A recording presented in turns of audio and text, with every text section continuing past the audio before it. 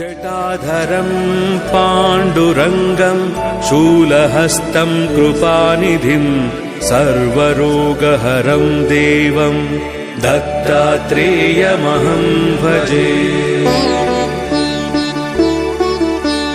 जटाधरं पाण्डुरङ्गं शूलहस्तं कृपानिधिं सर्वरोगहरं देवं दत्तात्रेयमहं भजे।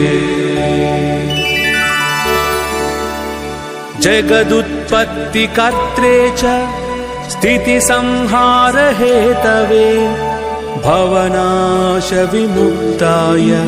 दत्तात्रेय नमो